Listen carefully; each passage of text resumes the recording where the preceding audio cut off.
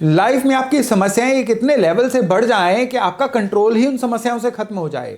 आपका जीवन मानो घुटनों पे आ जाए, अंधकार ही अंधकार चारों तरफ दिखे, तब आपको लगे कि कोई ईश्वरीय सहायता ही आपको इस समस्या से बचा सकती है। और तभी एक झटके में ही कुछ ऐसी बिजली कौंधती है कि आपकी सारी समस्याएं सुलझना शुरू हो जाती हैं झट से। और जितने भी आपके दुख थे, जितनी भी आपकी तकलीफें थी, वो बीते समय की बात बन जाती हैं।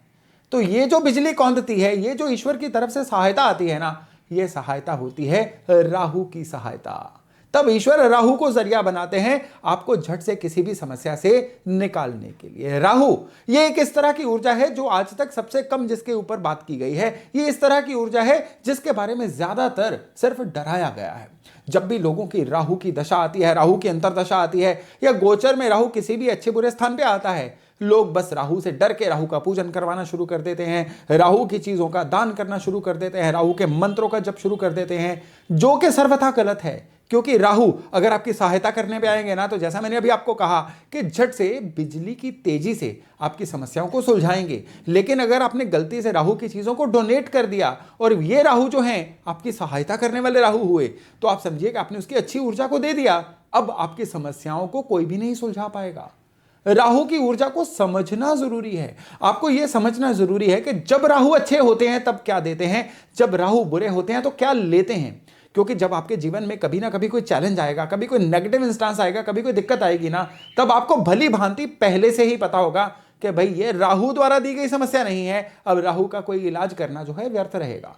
राहु की ऊर्जा को बड़ा संभाल के यूज करना जरूरी होता है, नहीं तो ये राहु जो है ये दोधारी तलवार होते हैं। अगर ये समस्या खत्म कर सकते हैं ना, तो ये गला भी काट सकते हैं, ये समस्या डाल भी सकते हैं। आज का वीडियो बड़ा इंपॉर्टेंट होने वाला है, क्योंकि आज मैं आपको राहु को समझना बताऊंगा कि इस राहु की ऊर्जा को समझा कैसे जाएगा। नमस्ते, मेरा नाम है योगेश शर्मा, स्वागत है आपका happy life with Yogesh Sharma में। दोस्तों, इस वीडियो में आगे बढ़ने से पहले एक विनम्र निवेदन कि अगर अभी तक आपने अपने इस चैनल को सब्सक्राइब नहीं किया है तो कृपया सब्सक्राइब जरूर करिएगा और बेल बटन दबाना न भूलिएगा। राहु जो है ये फिजिकल प्लेनेट नहीं है, छाया ग्रह है, यानी कि नोड कहा जाता है इसको। जो ग्रहण के दौरान चंद्रमा की छाया होती है ना सूरज के प्रति, उसके जो अपर नोड होती है उसको राहु, और जो लोअर नोड होती है उसको केतु बोला जाता है। राहु जो है ये छाया ग्रह होते हुए भी जो फिजिकल बॉडीज होती है ना, जैसे शनि गुरु, इनसे भी ज्यादा पावरफुल मानी जाती है। क्यों? क्योंकि वो ऊर्जा जो अचानक ही कुछ करेगी ना, अच्छा या बुरा, वो आपके जीवन में हमेशा ज्यादा इंपॉर्टेंस रखेगी। राहु की दशा जो होती है 18 साल की होती है। एक राशि में राहु का गोचर जो होता है वो 18 महीने यानी 1.5 साल तक होता है, और 1.5 साल बहुत ज्यादा होता है किसी भी अच्छे प्रभाव को देने के लिए या किसी भी अच्छी चीज को लेने के लिए। राहु जो है ना, ये जब अच्छे होते हैं जीवन में, वो इंसान को क्रिएटिव बहुत बनाते हैं। जितने भी अच्छे राहु वाले लोग हैं ना, जुगाड़ू होते हैं। आपने आसपास जितने भी जुगाड़ देखे हुए हैं ना, यानी छोटी से छोटी चीजों में कोई जुगाड़ करके कोई बढ़िया चीज बना दी गई हो, ये राहु होते हैं। आपने अपने आसपास कई स्टार्टअप आइडियाज देखे हैं जो आप हैरान होते हो कि ये विचार हमारे दिमाग में क्यों नहीं आया।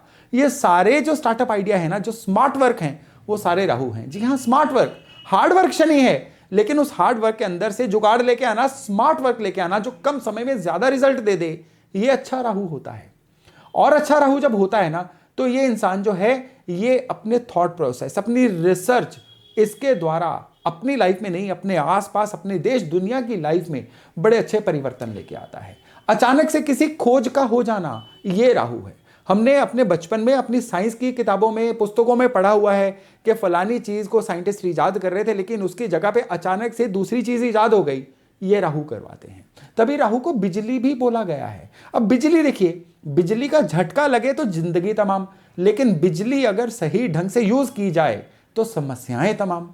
तभी राहु जो है ना, इसको बोला जाता है कि कंट्रोल रखेंगे ना तो ये जीवन की दिशा दशा बदल देगा, और अनकंट्रोल्ड हो जाएगा ना, फिर तो दिशा दशा तो फिर भी बदलेगा, और ये जो दिशा दशा बदलेगा ना, ये बहुत ही नेगेटिव नोट में होगी। अब राहु जो है, खराबियां तो मैं अभी आपको बताऊंगा, लेकिन राहु की और अच्छाइयां सुन लीजिए। आपके आसपास आपको कैसे पता चलेगा कि आपके राहु अच्छे हैं। जब राहु अच्छे होंगे ना, तो आपके घर के अंदर कोई भी वास्तु दोष होगा ये टिकेगा नहीं। जब राहु अच्छे होंगे ना, तो आपके घर के अंदर किसी भी तरह की दिक्कत होगी ना, उसके सुलझने के रास्ते बनते चले जाएंगे। अच्छा राहु सॉल्यूशन है, बुरा राहु जो है वो एकदम से अंधकार है, यानी इंसान को कुछ भी सूझना बंद हो जाता है। लेकिन जो अच्छा राहु होता है ना, ये एक समस्या आती है ना, उसके सुलझने के 10 रास्ते पहले से ही तैयार खड़े होते हैं। राहु जब खराब होते हैं ना, तो ये सबसे पहले तो बुद्धि को ब्लॉक करते हैं।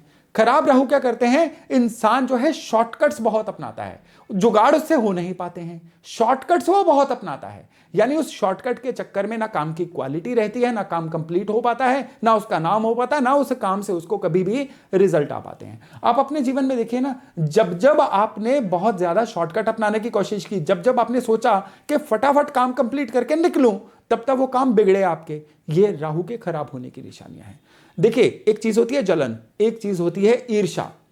ईर्ष्या क्या होती है कि आपके पड़ोसी ने नई गाड़ी ली, आपको ईर्ष्या है कि उसने नई गाड़ी ली, मैं उससे बढ़िया गाड़ी लूंगा। ईर्ष्या, अच्छा, ये अच्छा राहु है। लेकिन बुरा राहु क्या है, बुरा राहु है कि पड़ोसी ने गाड़ी ली, आप सुबह सुबह या अंधेरे में गए, उसकी गाड़ी को ईंट मार के तोड़ के आ गए, यानी अगर मैं नहीं ले पाया तो वो भी एंजॉय ना करे। ये जलन है, ये खराब राहु है। खराब राहु कॉन्स्पिरेसी कराता है, खराब राहु षड्यंत्र करवाता है, खराब राहु चालबाजियां करवाता है, खराब राहु किसी को भी अच्छा करता हुआ देख के बस उसको गिराने की कोशिशें करता है। खराब राहु जब होता है ना, इंसान कुछ भी कंस्ट्रक्टिव नहीं सोच पाता है, हमेशा डिस्ट्रक्टिव रहता है। चुगली, निंदा, षड्यंत्र, चालबाजियां, कि जैसे हम अपने ये डेली सोप सीरियल्स में देखते हैं कि कोई ना कोई इंसान हमेशा ही उलझता ही चला जाता है, नेगेटिव ही सोचता है। या हम अपने पुरानी फिल्मों में देखते थे कि एक विलन है जो बिना किसी रीजन के ही बुरा है। ये खराब राहु की निशानी है। अच्छी चीजें उनको कभी सूट नहीं करती, अच्छी चीजें उनको कभी माफिक नहीं आती। तो चलिए फटाफट ना अपने 12 घरों में राहु के अच्छे और बुरे का आप वर्किंग जान लीजिए, ताकि आपकी कुंडली में राहु जहां पे है आपको पता चल जाए कि ये राहु आपके लिए अच्छा फल दे रहे हैं कि बुरा फल दे रहे हैं। लग्न में राहु होंगे, अच्छे होंगे, तो इंसान छोटी उम्र में ही काम कारोबार में सेट हो जाता है और छोटी उम्र से ही कमाना शुरू कर देता है, और उम्र के अब मध्य दौर में जाके 35 से 40 वर्ष की आयु के बीच में अपने काम कारोबार में भी आ जाता है। लेकिन यही राहु जब खराब होता है ना, बिना बात के इंसान चिड़चिड़ा बन जाता है, रिएक्टिव बन जाता है, और बहुत लंबे समय तक किसी भी काम में एडजस्ट नहीं हो पाता है। मैरिड लाइफ में भी दिक्कतें रहती हैं। सेकंड हाउस, जिसको धनस्थान बोलते हैं, वहां पे राहु खराब होगा या अच्छा होगा तो क्या रिजल्ट देगा। यहां पे राहु अच्छा होगा ना, तो अब ये जो इंसान है अपनी वाणी के थ्रू, ये इंसान जो है अपने मैग्नेटिज्म, अपने एक ऑरा के थ्रू लाइफ में बहुत ही कुछ अच्छा कर जाएगा। एकदम से पैसे कमाना, चाहे वो कमोडिटी शेयर से हो या अचानक से किसी भी अच्छे जुगाड़ के मध्य पैसे कमाना हो, ये इसको बड़े भली भांति आता है। लेकिन यही राहु जब खराब होगा ना, सबसे पहले तो इसका परिवार इसका बैरी बनेगा, उसको परिवार से सपोर्ट नहीं मिलती है, और हाथ आया हुआ धन जो है रेत की तरह हाथ से फिसल जाता है। थर्ड हाउस का राहु अच्छा होगा तो पॉलिटिक्स में अच्छा होगा, स्पीकर अच्छा होगा, सभी आसपास के लोग उसकी सलाह लेंगे, एक बहुत बुलंद अच्छा स्पीकर और लीडरशिप क्वालिटी वाला इंसान होगा।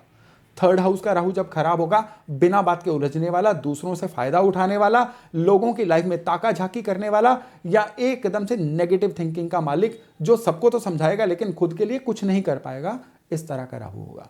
चौथे घर का राहु अच्छा होगा तो ये इंसान को हमेशा एक टारगेट रख के जीवन में आगे बढ़ाता है और लाइफ में पॉपुलर बहुत करता है। लेकिन फोर्थ हाउस का राहु खराब होगा ना, काम कारोबार उसका जीवन में सेटल ही नहीं होने देगा। काम बदलते रहेंगे या काम के अंदर बदलाव आते रहेंगे, लेकिन उसका जीवन सेटल नहीं कहलाएगा। राहु 5वें घर में होगा और अच्छा होगा तो ये लोग जो हैं ये बहुत अच्छे मैथमेटिशियन होते हैं, या कैलकुलेशंस में बड़े माहिर होते हैं, या सामने वाले से काम लेना इनको बहुत अच्छे से आता है। लेकिन यही राहु जब खराब होंगे ना, इजी मनी के चक्कर में ये अपनी जिंदगी को और अपने परिवार की जिंदगी को भी बर्बाद कर सकते हैं। फिफ्थ हाउस का राहु जब खराब होता है ना, इसकी बहुत बड़ी निशानी होती है कि इनका डाइजेशन सिस्टम बहुत जल्दी खराब हो जाता है। राहु छठे घर में होगा, अच्छा होगा। छठे घर के राहु को तो वैसे भी बहुत बढ़िया माना गया है। छठे घर का राहु अच्छा होगा ना, तो इस इंसान के पास ना हर एक की समस्या से निकलने के सॉल्यूशन होते हैं, यानी कि चाचा चौधरी होते हैं जिनका दिमाग कंप्यूटर से भी तेज चलता है। लेकिन छठे घर का राहु जब खराब होता है ना, षड्यंत्रकारी दिमाग बनाता है, सामने वाले का पैसा ऐंठा कैसे जाए, इंसान ज्यादातर इसी उधेड़बुन में लगा रहता है। राहु सप्तम घर में हो, अच्छा हो, तो ये लोग क्या करते हैं, ये लोग अलग अलग लोगों के रिसोर्सेज को यूज करके, एक्सप्लॉइट करके नहीं, पार्टनरशिप करके, कोलैबोरेट करके कैसे भी अपने काम को बहुत अच्छा करते हैं। लेकिन यही राहु जब खराब होता है ना, तो ये पार्टनरशिप में धोखेबाज बनके या अपनी मैरिड लाइफ में भी किसी ना किसी तरह का दिक्कत डाल के जीवन में एक ही जगह पे खड़े रहते हैं। राहु 8th हाउस में हो, अच्छा हो, तो ये लोग रिसर्च एंड डेवलपमेंट में, ओकल्ट साइंसेज में, तंत्र में बहुत ज्यादा बढ़िया कर जाते हैं। लेकिन 8वें घर का राहु जब खराब होता है ना, कहते हैं झूले सी जिंदगी में, पारिवारिक जीवन में, धन में, फाइनेंसेस में हर तरह का उतार चढ़ाव चलता ही रहता है। राहु 9th हाउस में अच्छा होगा तो इंसान अपने धर्म में लकीर का फकीर नहीं बनेगा, धर्म की जो व्याधियां या खराबियां होती हैं उनको दूर करने की कोशिश करेगा। लेकिन यही राहु जब खराब होगा ना तो इंसान आस्तिक की जगह नास्तिक बन जाता है या विधर्मी होकर दूसरा धर्म ग्रहण करने की तरफ भी जाना शुरू हो जाता है। राहु 10th हाउस में होगा, अच्छा होगा तो ये इंसान एक बहुत नाम कमाते हैं, ब्रांडिंग बहुत अच्छी करते हैं। लेकिन यही राहु जब खराब होगा ना, एंग्जाइटी का भी शिकार होते हैं और काम भी ढंग से सेटल नहीं हो पाता है।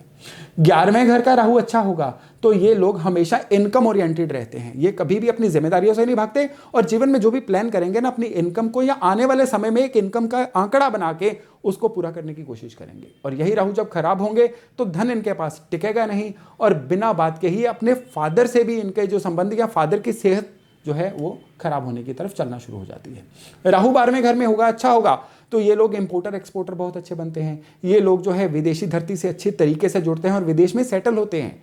और ये राहु जब खराब होंगे तो क्या होगा, जब ये राहु खराब होते हैं ना सबसे ज्यादा दिक्कत पता क्या होती है, ये लोग धन तो लूज करते ही करते हैं, ये जीवन में कर्जे के जाल में ऐसा उलझते चले जाते हैं कि फिर इनके आने वाली भी जो जनरेशन है ना वो भी उस कर्जे को चुकाती चली जाती है। तो दोस्तों राहु आपकी कुंडली में इन 12 घरों में से किसी घर में होंगे ना, इससे मैच करके देखिएगा आपके राहु अच्छे हैं या बुरे हैं। जो निशानियां मैंने इस वीडियो के शुरू में दी उनको भी देखिएगा और जो निशानियां आपके राहु की पोजीशन के अनुसार दी उसको भी देखिएगा, क्योंकि राहु की ऊर्जा को आप समझ गए ना तो फिर इस राहु का इलाज आप बहुत अच्छे से कर पाओगे। तो राहु का चलते चलते मैं बताऊंगा कि चीजें कौन सी होती हैं। हर बिजली का सामान राहु होता है। आप बिजली के सामान के काले तिल जो होते हैं ये राहु होते हैं। राहु जो है कोई भी बहुत बूढ़ा गरीब इंसान जो है वो भी एस्ट्रोलॉजी में राहु कहा गया है। घर के अंदर भी जो एरिया जहां पे डायरेक्ट सनलाइट नहीं आती है वो राहु का एरिया कहलाता है। और इवन घर के ऊपर जो छत है, छत भी जो है ये राहु से जुड़ी हुई मानी जाती है। वो सारे स्थान जहां पे चीजों को सीक्रेट रखा जाता है या जहां पे ओकल्ट की प्रैक्टिसेस की जाती हैं वो जगह भी राहु कहलाती हैं। या आपकी जगह से दूर जहां पे ना सरकार चलती है, ना आपकी करेंसी चलती है, ना आपके जैसे लोग होते हैं, वो जगह भी राहु की जगह कहलाती है। तो ये चीजें जो है राहु का उपाय करने में काम आती हैं। तो दोस्तों राहु को समझ लीजिए, आपकी जिंदगी जो है ना बहुत आसान हो जाएगी। जब भी कोई दिक्कत आएगी ना बड़े अच्छे से रिलेट कर पाओगे कि ये दिक्कत दरअसल राहु की वजह से है या किस वजह से है। तो चलिए आज की जानकारी यही तक। मैं आशा करता हूं इससे लाभ लेके आप अपने आने वाले जीवन को बहुत ही सुगम बना पाएंगे। तो चलिए बहुत जल्द मिलते हैं नए टॉपिक नए विषय के साथ। अपना खूब ध्यान रखिएगा। नमस्ते।